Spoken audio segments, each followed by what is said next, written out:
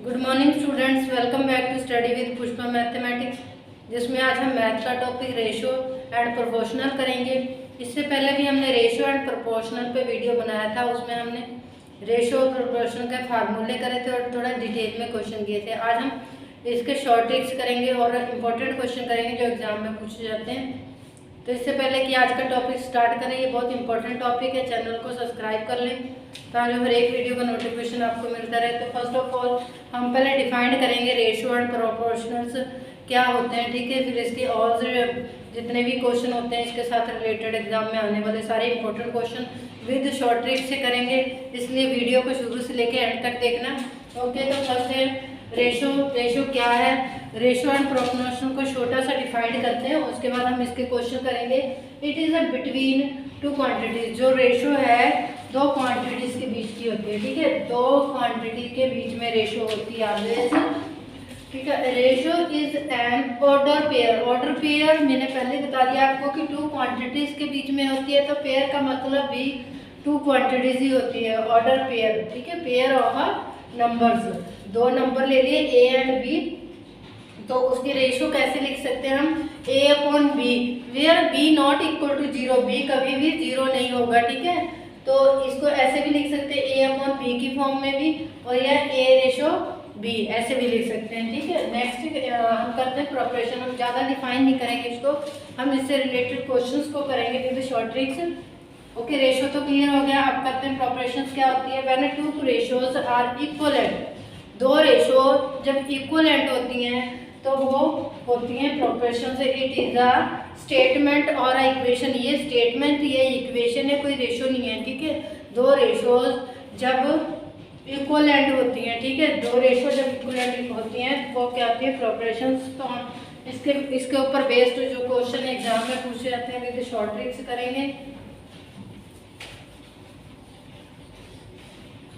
इससे पहले जो मैंने रेशो के ऊपर वीडियो बनाया था, जिन्होंने वो वीडियो नहीं देखा उस टॉपिक को देख लें, ताकि थोड़ी डिटेल उसमें दी हुई है तो आपको अच्छी तरह समझने में आसानी होगी।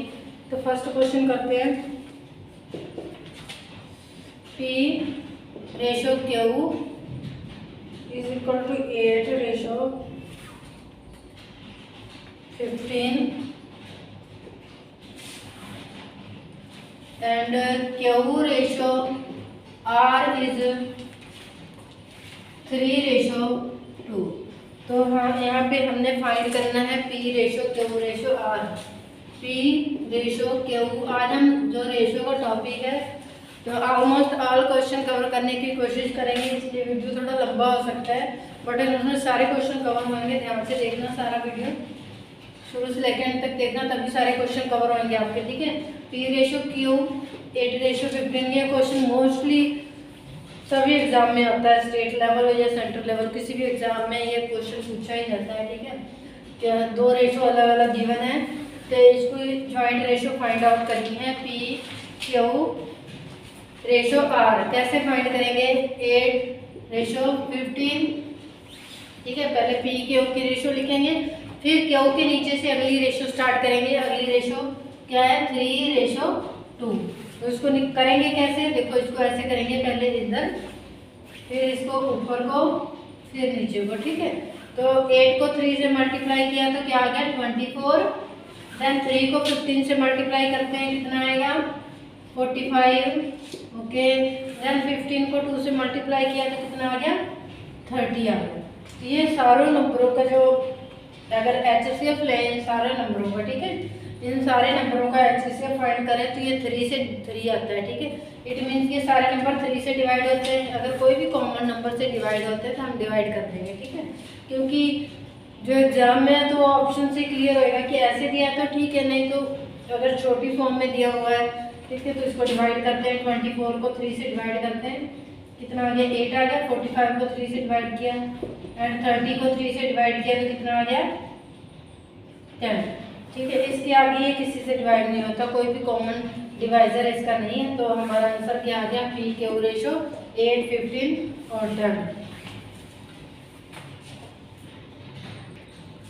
तो हमारे पास जो नेक्स्ट क्वेश्चन है, देखो क्या है, A ratio B 2 ratio 3, B ratio C is 5 ratio 7, C ratio D is 3 ratio 10।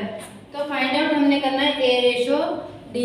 A ratio D find करना है। कैसे फाइंड करेंगे देख लो इसको, बहुत इजी है। मतलब 3 रेशो गिवन है, 3 रेशो से अब ये रेशो फाइंड करनी है हमें। फर्स्ट और लास्ट की रेशो फाइंड करनी है। फर्स्ट और लास्ट की रेशो जब फाइंड करनी होती है तो इजी होता है A upon B multiply B upon C multiply C upon D. तो हमारे पास क्या आ जाएगा, ए अपॉन डी आ जाएगा। ठीक है, तो हमने फाइंड ही करना था, ए अपॉन डी हो या ए रेशो डी हो तो एक ही बात होती है। ठीक है, तो A ratio B it means A upon B. तो ए अपॉन बी कितना गिवन है हमारे पास 2/3 और B ratio C means B upon C. तो कितना ये 5/7, सॉरी उल्टा लिख दिया मैंने, 5/7। नेक्स्ट सी रेशो डी मीन्स सी अपॉन डी कितना है 3/10। तो इसको जो कैंसिल होता है उसको कैंसिल कर दो। ठीक है, न्यूमिनेटर से कैंसिल होता है, मीन्स अंश हर से कैंसिल हो जाता है। 3 से कैंसिल हो गया, 5 2 10, 2 1 2। तो यहाँ पे ऊपर कुछ नहीं बचा हमारे पास, ऊपर रहेगा 1 और नीचे क्या रहेगा 7। एक बार दोबारा चेक करते हैं, 2/3 5/7 3/10। ठीक है, तो 3 से 3 कैंसिल हो गया, 5 से 10 कैंसिल कर दिया, 2 आ गया, 2 से 2 कैंसिल कर दिया। तो यहाँ पे क्या रहेगा, कुछ नहीं रहेगा, यहाँ 7 रह गया था और यहाँ पे कुछ नहीं था 1। तो ए रेशो डी कितनी आ गई हमारी 1/7। इस तरह से हम फाइंड कर सकते हैं। तो नेक्स्ट क्वेश्चन फाइंड करते हैं।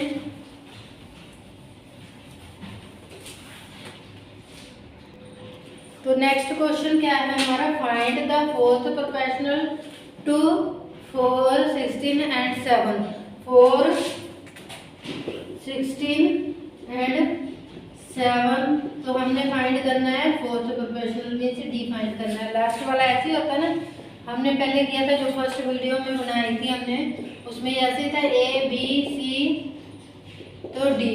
ठीक है, A B C D, D find करना है। कैसे फाइंड करते थे डी हम, डी फाइंड करने का फार्मूला था इन दोनों को मल्टीप्लाई कर दो, बी और सी को मल्टीप्लाई कर दिया और ए से डिवाइड कर दिया। ठीक है, बी सी को मल्टीप्लाई करके ए से डिवाइड कर दो तो फोर्थ प्रोपोर्शनल आ जाएगा। 4 4 16, 4 7 28। इस तरह नेक्स्ट हम फाइंड करेंगे थर्ड प्रोपोर्शनल।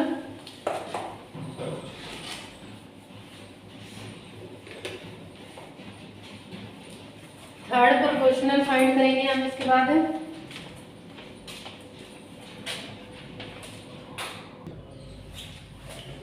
तो नेक्स्ट क्वेश्चन हमारा, what is third proportional to 15 and 13। 15 and 13 का थर्ड प्रोपोर्शनल कैसे फाइंड करेंगे, दो नंबर गिवन है 15 एंड 13, उसका थर्ड प्रोपोर्शनल फाइंड करना है। कैसे फाइंड आउट करेंगे, 15 एंड 13 फाइंड, सॉरी 30। ओके, तो इसका थर्ड प्रोपोर्शनल फाइंड करेंगे। थर्ड प्रोपोर्शनल निकालने का सिंपल फॉर्मूला, थर्ड प्रोपोर्शनल कैसे निकालते हैं, सेकंड टर्म को इसको ए ले लिया और बी ले लिया। ठीक है, सेकंड टर्म को बी को 2 टाइम मल्टीप्लाई कर दो और ए से डिवाइड कर दो। सेकंड टर्म क्या है 30 है, 30 को 2 टाइम्स मल्टीप्लाई करो और ए से डिवाइड कर दो। 13 को 2 टाइम मल्टीप्लाई करो और ए से डिवाइड करो, कितना आ गया 60 आ गया। इस तरह से हम थर्ड प्रोपोर्शनल निकालेंगे। आगे निकालते हैं हम मीन प्रोपोर्शनल।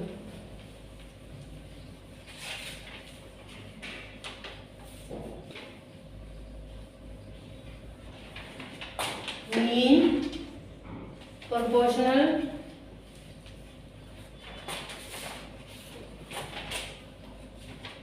बिटवीन दो नंबर्स के बीच में मीन प्रोपोर्शनल निकालेंगे। कैसे निकालते हैं, बिटवीन 100 एंड 64 हमने निकालना है मीन प्रोपोर्शनल। मीन प्रोपोर्शनल कैसे निकालते हैं, मीन प्रोपोर्शनल का फार्मूला है mean proportional is equal to root, जो भी दो नंबर हैं उनका मल्टीप्लाई का रूट निकालेंगे। 100 इंटू 64, इन दोनों नंबरों का मल्टीप्लाई का रूट निकाल देंगे। इसको अलग अलग भी कर सकते हो।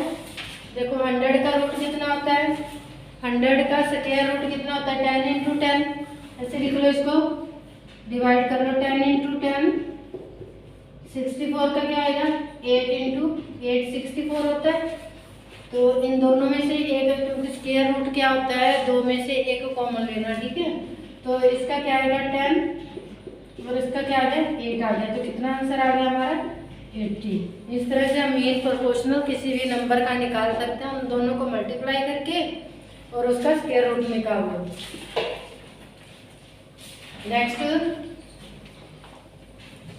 रेशियो से रिलेटेड 2-4 क्वेश्चन करेंगे।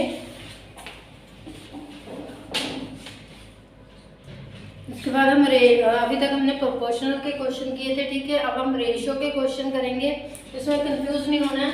वो देखो, what will be the duplicate ratio of 2 7। Next question है सब डुप्लीकेट। पहले हम डुप्लीकेट रेशियो निकालेंगे, उसके बाद हम सब डुप्लीकेट रेशियो निकालेंगे।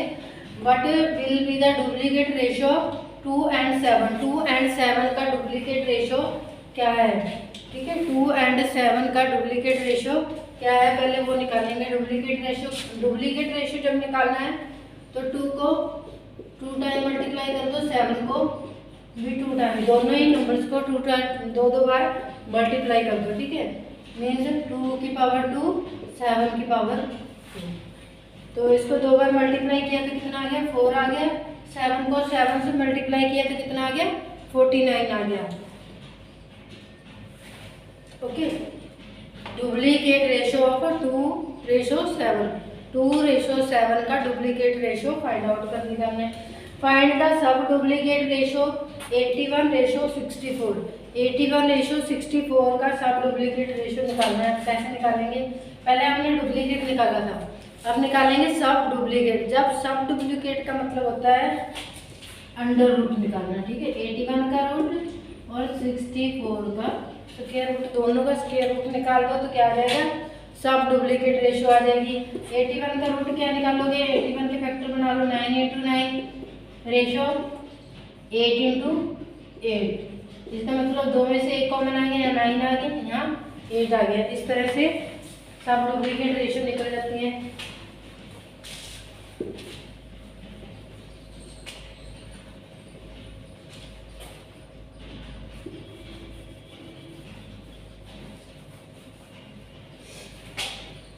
इसमें एक और पार्ट है, हाँ, what will be the triplicate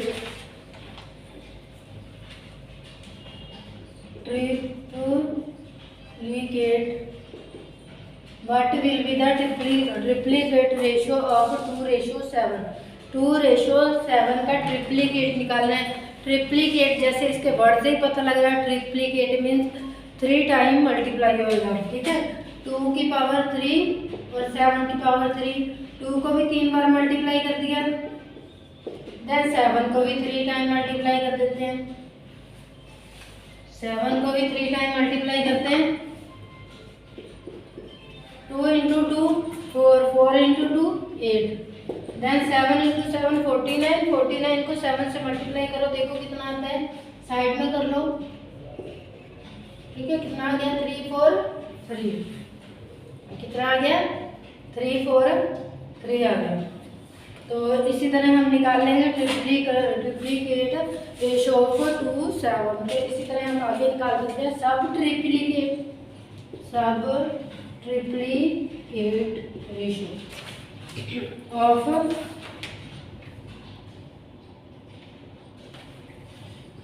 125 27, ठीक है। 125 27 इसका हमने सब ट्रिप्लीकेट निकालना है। तो जब सब ट्रिप्लीकेट में क्या करेंगे, इसको 3 में से एक कॉमन ले लेंगे, ठीक है। तो किसका क्यूब रूट निकालेंगे, क्या निकालेंगे, इसका क्यूब रूट निकालेंगे। इसी तरह 27 का भी क्यूब रूट निकाल देंगे। तो 125 के फैक्टर बनाते हैं प्राइम फैक्टर, इसी तरह 27 के प्राइम फैक्टर बना सकते हैं। मैंने प्राइम फैक्टर बनाने आपको पहले बताए थे ना HCF LCM में, फिर भी एक बार रिपीट कर लो। 125 के प्राइम फैक्टर कैसे बनाओगे, 125 को आप किस प्राइम नंबर से डिवाइड करोगे, कम्प्लीटली डिवाइड हो जाए 5 से। क्योंकि लास्ट में मैंने आपको डिविजिबिलिटी रूल वाले चैप्टर में बताया था, जब हमने डिविजिबिलिटी पे वीडियो बनाई थी तो उसमें बताया था कि लास्ट में क्या नंबर और जिससे हमें पता लगता है कौन सा नंबर किससे डिवाइड होता है। ठीक है, तो ये नंबर 5 से डिवाइड हो जाएगा, 25 आ गया यहाँ पे, फिर 5 आ गया यूनिट प्लेस पे, इसका मतलब ये नंबर 5 से डिवाइड हो जाएगा, तो इसको 5 से डिवाइड कर दिया। देन आल्सो तो 1, तो कितना आ गया 5 × 5 × 5। तो इसी तरह 27 का 3 × 3 × 3। ठीक है, तो यहाँ पे हमने क्यूब रूट निकालना है। जब क्यूब रूट निकालते हैं तो 3 में से एक कॉमन लेते हैं। ठीक है, तो ये 3 का बन गया सेट, तो यहाँ पे 5 आ गया। ठीक है, तो यहाँ पर भी 3 का सेट बन गया, तो यहाँ पे क्या आ गया 3 आ गया। तो इस तरह से हमने सब ट्रिप्लिकेट रेशो निकाल दी। ठीक है,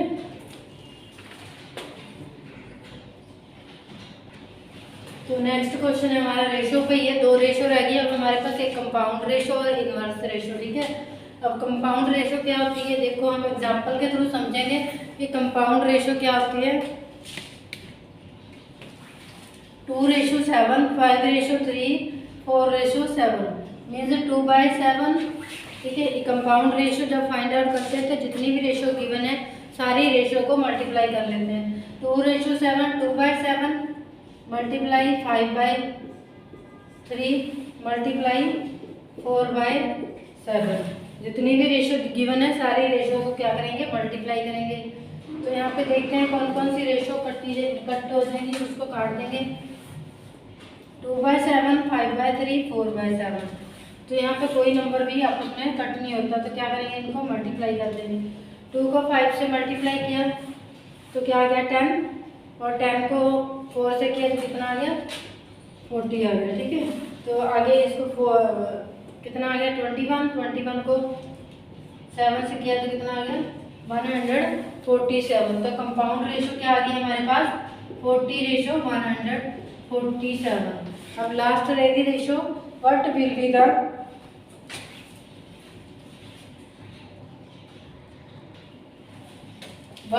द इनवर्स रेशो मीन्स 17:15 का इनवर्स रेशो फाइंड करना है। इनवर्स रेशो सो इजी, सबसे इजी रेशो यही है। ठीक है, जो भी दिया है जैसे कि 17:15 गिवन है हमारे पास, तो इसको क्या करेंगे इनवर्स रेशो में 15:70 लिख देंगे, तो आंसर क्या आ गया उल्टा करके लिख देंगे। ठीक है, तो आज हमने रेशो और प्रोपोर्शनल के सारे क्वेश्चन मतलब कंसेप्ट बेसिकली कंसेप्ट पूरे डिटेल में और शॉर्टकट मेथड से किए हैं।